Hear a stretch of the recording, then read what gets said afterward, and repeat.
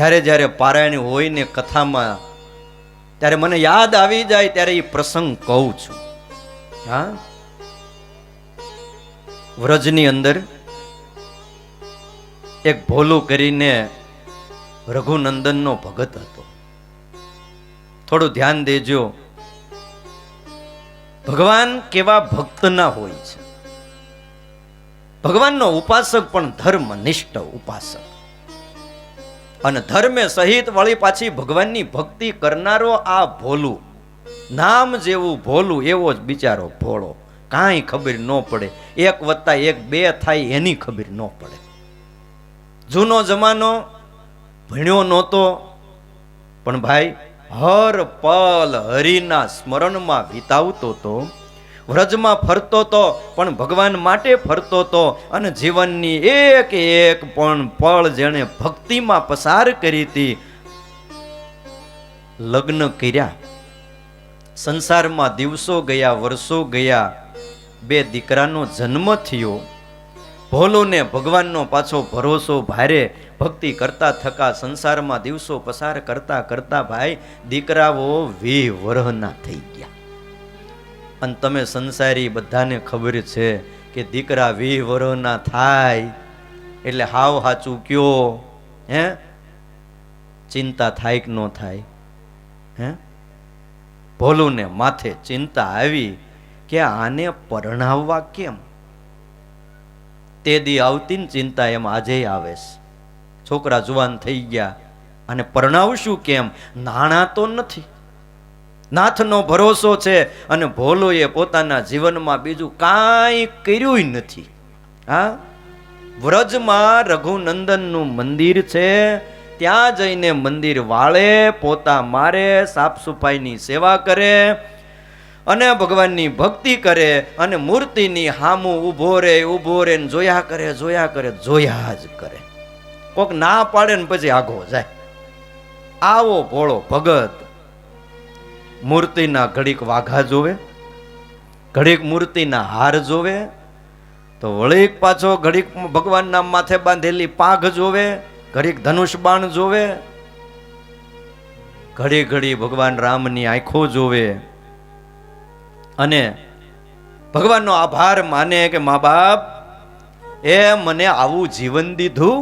સવારે ઉઠું, ઘર નજીક, તમારું દર્શન થાય, તમારી સેવા થાય, એ મંદિર વાળું, સાધુનો આશ્રમ વાળું, સેવા કરું, આ ભક્તિ કરું. હે, મારું ભાઈ ખીલી ઉઠ્યું છે. ભોલું રઘુનંદનના શરણે છે. હે, કોઈ દી કાંઈ ભગવાન પાસે એને માગ્યું નહીં મા બાપો. હા,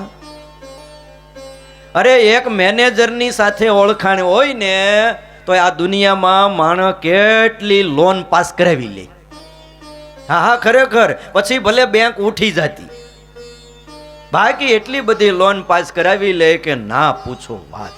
હે, બોલો. આ તો અખિલ બ્રહ્માંડના નાથ સ્વયં પરમાત્મા, એની આરે ઓળખાણ થઈ, પણ ભોલુએ કાંઈ નો માગ્યું, તે નો જ માગ્યું. હે, નો હોમ લોન લીધી, નો ઉદ્યોગની લોન લીધી, નો કાંઈ બીજી ત્રીજી લોન લીધી. આને કહેવાય ભગત. શું કહેવાય? ભગત. હે,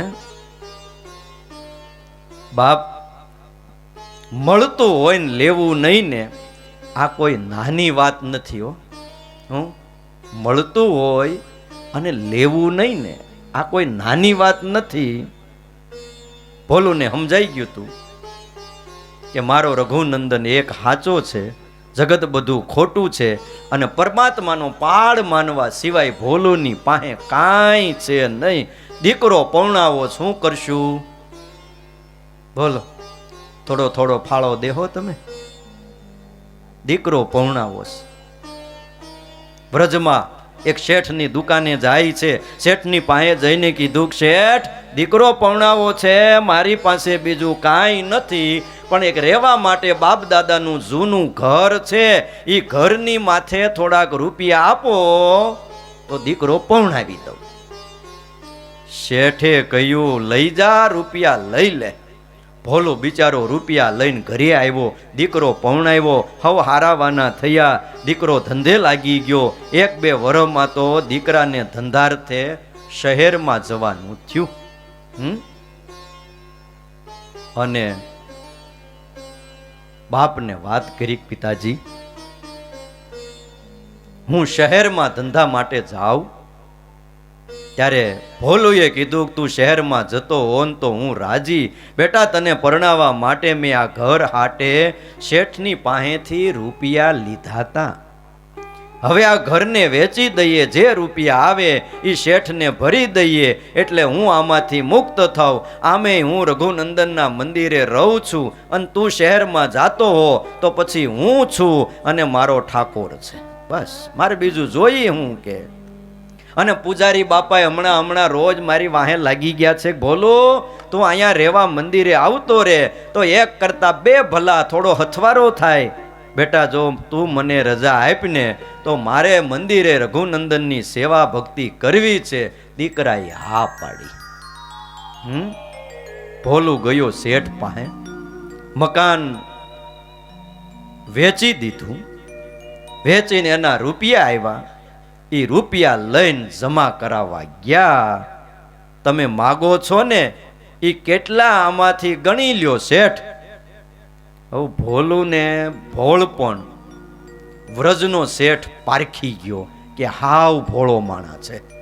હા, અને તમને ખ્યાલ હોય તો જૂના જમાનામાં લગભગ જો ચોપડામાં ગરી ગયા પછી આખી જિંદગી એ ચોપડામાંથી નીકળે નહીં. હા, પૂરું જ ન થાય. વર્ષે કમાઈને દીધે જ રાખો. કેટલા બાકી? હવે થોડાક જ છે.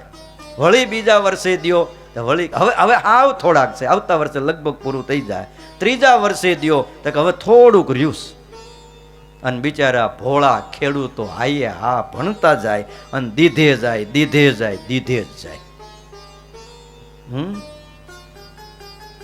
શેઠ પારખી ગયો કે ભોલું હાવ ભોળો છે અને આમાંથી કંઈક નીકળે એવું છે. આ છેતરાય એવો છે. ભગવાનનો એક ભક્ત અને છેતરવાનો શેઠે પેતરો કર્યો ત્યારે અખિલ બ્રહ્માંડનો નાથ ધ્રુજી ગયો કે મારા દીકરાને તું છેતરી એમ.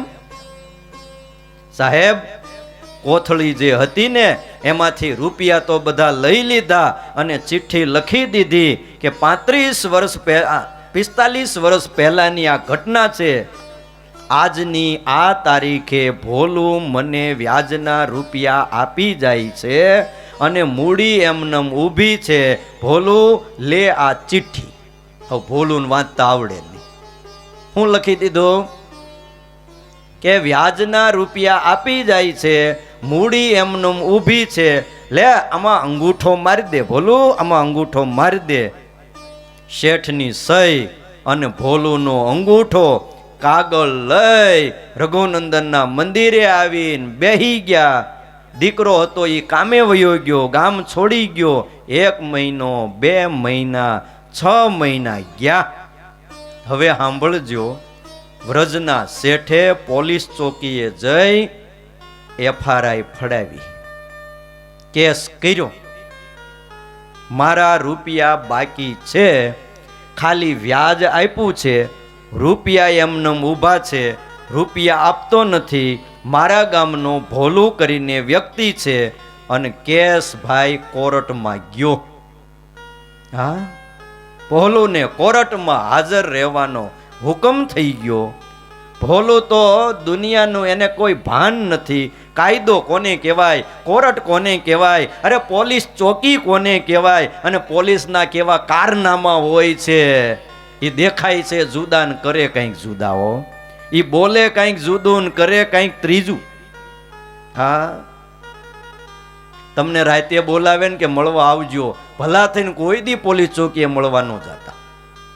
આ તમને હાવ સાચું કહું છું. થઈ મને રામપુરા હતો જ બોલાવ્યો રાતે, મને કે આવો જરાક મળવું છે. આ તો સારું થયું. પછી મને રાતે 12 વાગ્યે પછી મોકલ્યો, 1 વાગી ગયો રાતનો. એ ઉપરથી ફોન આવ્યા, તે બધી વાત ન કરાય, હવે આ પારાયણ હાલે છે.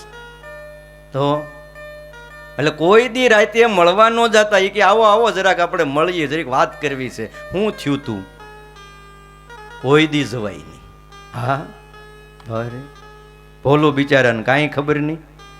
હા અટવાઈ ગયો, વોરંટ આવી, અને કોઈ પૂછે ભોલું કેમ છે, ત્યારે ભોલું એટલું જ કહેતો, મેં ક્યાં જાનું, ઓ તો રઘુનંદન જાને. આ એક વાક્ય એના મુખમાંથી સતત નીકળતું. ભોલું કેમ છે?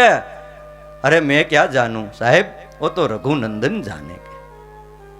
કોઈ પૂછે ભોલું આમ કઈ બાજુ મજામાં, તો એટલું જ કે મેં ક્યાં જાનું, ઓ તો રઘુનંદન જાને. જેટલા જેટલા કામ આવ્યા ને ભોલું એટલું જ બોલે કે મેં ક્યાં જાનું, રઘુનંદન જાને. અને છેલ્લે ભોલુને જ્યારે કોર્ટની કોટડીમાં ઊભો રાખવામાં આવ્યો અને જજ સાહેબે કીધું, ભોલું તારે રૂપિયા આપવા પડશે. આ અંગૂઠો તારો છે, આ કાગળ સાચા છે, તારે કોઈ સાબિતી આપી છે, તું સાચો કે ખોટો?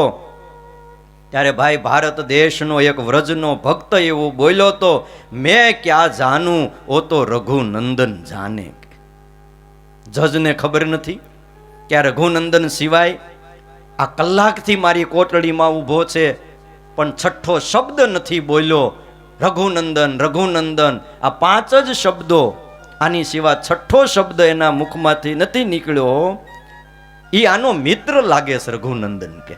હે ઈ કંઈક વાત જાણતો લાગે, આમાં કંઈક તથ્ય છે. 3 દિવસનો ઈ કેસનો ટાઈમ લંબાવવામાં આવ્યો અને વોરંટ કાઢવામાં આવ્યું. ભાઈ વ્રજમાં રહેતા રઘુનંદનને આ વોરંટ બજાવવામાં આવે. આજથી 3 દિવસ પછી રઘુનંદનને જણાવવામાં આવે કે કોર્ટમાં હાજર થાય. જજે લખી નાખ્યું, ભોલુના સાક્ષી તરીકે રઘુનંદન હાજર રહે. 45 વર્ષ પહેલા મા બાપ આ બનેલી સત્ય ઘટના એ વોરંટ બજાવતો બજાવતો સિપાઈ વ્રજમાં રઘુનંદનના મંદિરે આવ્યો. એને એમ કે કોઈ રઘુનંદન નામનો માણસ છે. પૂજારીને કીધું, રઘુનંદન ક્યાં છે? ત્યારે પૂજારીએ કીધું કે આ મંદિરમાં ઊભો, જો આ બેઠો. હે પૂજારી જાણી ગયા હતા કે આજે ભોલુની પરીક્ષા છે. વિશ્વાસ કેટલો મા બાપ, વિશ્વાસ કેટલો! પણ એક નેક દિલ આદમીને છેતર્યો, એક ભક્તને છેતર્યો. પણ ભાઈ આને વિશ્વાસ કેટલો અને આને ભરોસો કહેવાય છે. આમાં ડાપણ નો ડોળાય બાપ. લઈ લીધું વોરંટ અને સહી કરી દીધી પૂજારીએ, અને 3જે દિવસે કીધું જાવ રઘુનંદન આવશે. લ્યો વોરંટ ગયું સાહેબ. 1 દી ગયો, 2 દી ગયા, 3 દી ગયા. ભોલું કોર્ટમાં હાજર થઈ ગયો અને રઘુનંદનનો એ પૂજારી તેદી મૂર્તિની આગળ ઊભો રહી ગયો અને 3 જોડી વાઘા, રામ સીતા અને લક્ષ્મણની મૂર્તિ, 3 જોડી વાઘા મૂક્યા અને 3 થાળ મૂક્યા. અને પૂજારી એટલું જ કહેતો હતો, જો સાંભળ રઘુનંદન, આમાંથી તારે જે પહેરવા હોય ને એ પહેરી લે. અને જો 3 થાળ મૂક્યા, આમાંથી તારે જે જમવું હોય એ જમી લે. પણ તને આજ વાઘા પહેરાવવા વાળો અને થાળ ધરાવવા વાળો વિનંતી કરે છે, હે રઘુનંદન, તું કોર્ટમાં હાજરી આપજે મા બાપ. અને જો કોર્ટમાં હાજરી નહીં આપે તો આ ધરતી ઉપરથી ભોલું, નરસૈયો અને મીરા જેવા ભક્ત જન્મ લેવાનું બંધ કરી દે. આમ કહીને તેદી પૂજારીએ એ રઘુનંદનના ચરણમાં માથું મૂકી દીધું તું. અને પૂજારી દાદા એટલું બોલ્યા, અને સાંભળજો ભાઈ, વ્રજની કોર્ટમાં હાથ પડ્યો જજનો, રઘુનંદન હાજર હો. કોર્ટમાં ગયા છો, હાથ પડે, રઘુનંદન હાજર હો. 3જો હાથ પડ્યો, રઘુનંદન હાજર હો.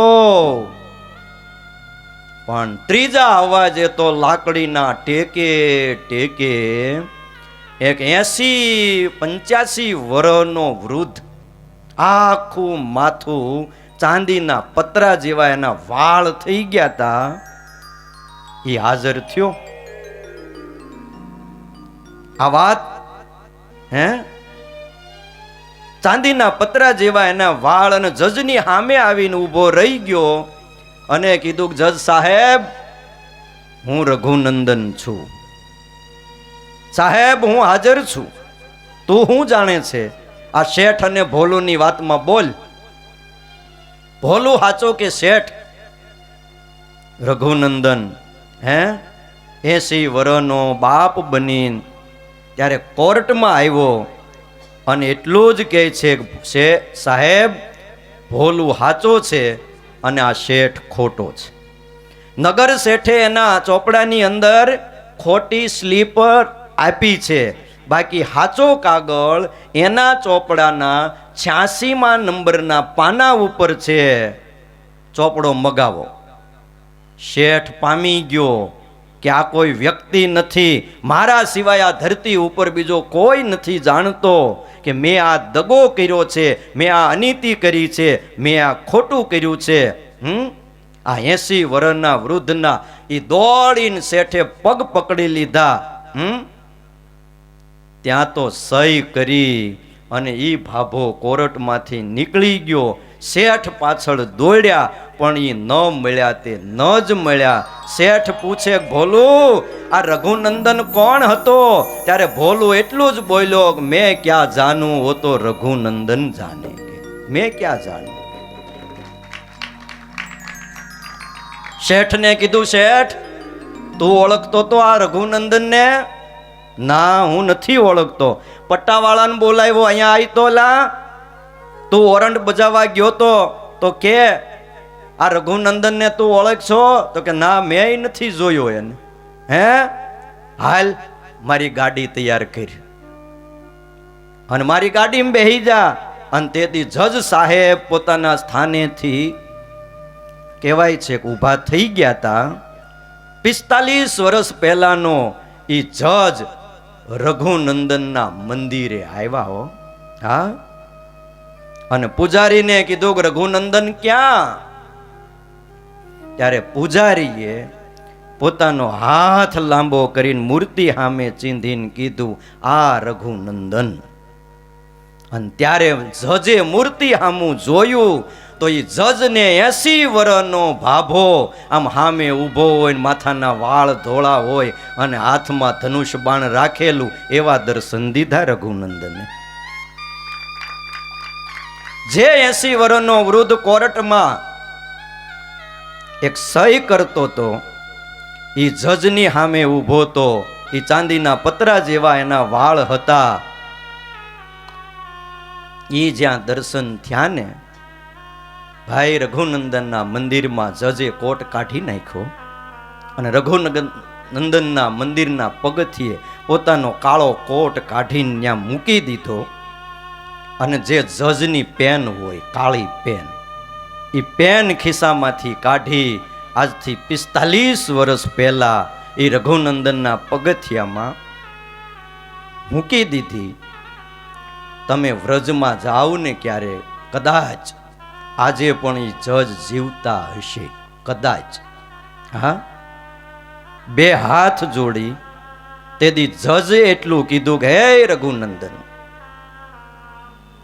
તું મારી સામે કોટડીમાં આવ્યો અને ગુનેગારની જુબાની આપવા સાક્ષી બનીને કોટડીમાં ઊભો રહ્યો, તોય હું તને ઓળખી ન શક્યો. મને માફ કરજે, હું તને ઓળખી ન શક્યો. અને તું મારા કોર્ટમાં આવ્યો અને હું તે દી ઊંચા આસને બેઠો તો, બાપ, તારો ગુનેગાર છું. પણ જો આજ પછી હું કોઈ દી કોર્ટે નહીં જાઉં. આ મારી નોકરી, આ મારો કોટ અને આ મારી પેન તારા ચરણમાં મૂકું છું અને અહીંયા જ રાજીનામું આપું છું. તે દી જજ જુવાન હતો.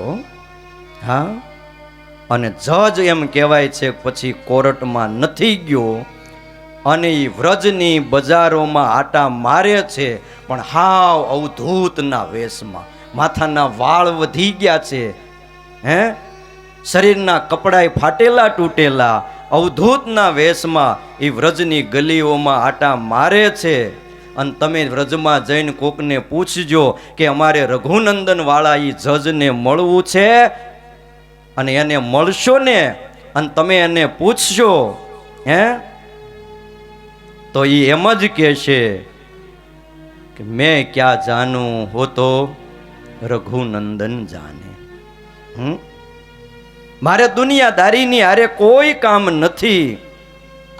જો એક ભોલું માટે આવતો હોય તો હું વકીલાતપણામાં રહી ગયો, જજના અભિમાનમાં રહી ગયો, એ મારી સામે આવ્યો, હું એને ઓળખી ન શક્યો, અને આજે એ સંન્યાસ લઈ અને વ્રજની બજારોમાં ભક્તિ કરે છે.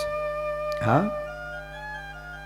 ભાગ જોગે જો કદાચ જીવિત હોય, પરમાત્માને ન પામ્યા હોય તો થોડા વર્ષો પહેલા એ વ્રજમાં એ જજ હતો. હે બાપ, ભગવાન છે ને જે ધર્મ પાળે, ભક્તિ કરે, નિયમ રાખે એના છે. અને જે આવા ભક્ત છે એના માટે આજે પણ એ કોર્ટમાં આવી અને આપણા સાક્ષી તરીકે સહી કરી જાય છે. હા, આજે પણ મા બાપ. એટલે સ્વામિનારાયણ ભગવાન કહે છે અમારા આશ્રિતોએ, હે, સદાચાર રૂપી ધર્મ એને મૂકવો નહીં. જે શ્રુતિમાં કે સ્મૃતિમાં બતાવ્યો છે, કોઈ દી કોઈને દગો ન કરશો, કોઈ દી કોઈને છેતરશો નહીં, કોઈ દી ખોટું કરવાનો વિચાર જ ન કરતા. હા, એ અડધો રોટલો મળે તો અડધો ખાઈ લેજો, આમાં શું ખોટું છે? બાકી કોઈનું લઈને કોઈ આ દુનિયામાં સુખી થયા નથી અને થવાના પણ નથી. અઢળક રૂપિયો કદાચ મળી જાય કોકનો, પણ અંદરની શાંતિ હણાઈ જાય છે. મા બાપ, અંદરની શાંતિ વહી જાય છે.